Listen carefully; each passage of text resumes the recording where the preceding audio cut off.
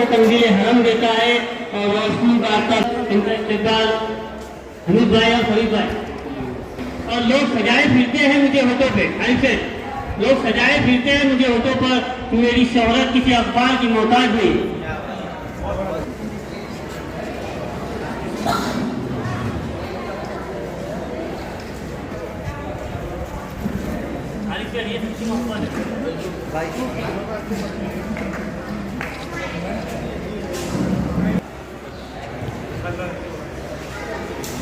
मौसम भाई के लिए शेर कि गा सकूं इतना वो सांस कहाँ से लाऊं, कर सकूं आपकी तारीफ में अल्फाज कहाँ से लाऊं।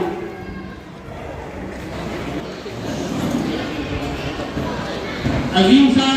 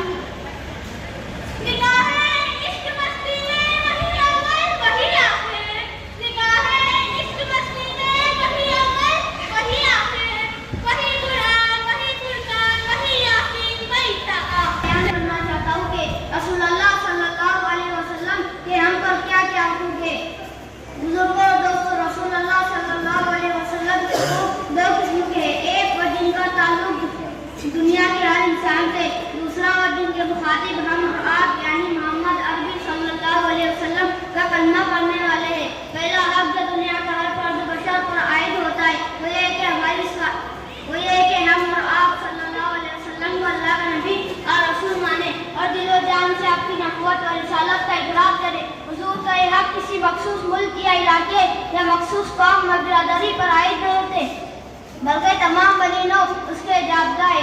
ईमान कामिल की अलामत है कि हमारी सारी ख्वाहिशात और मर्जियात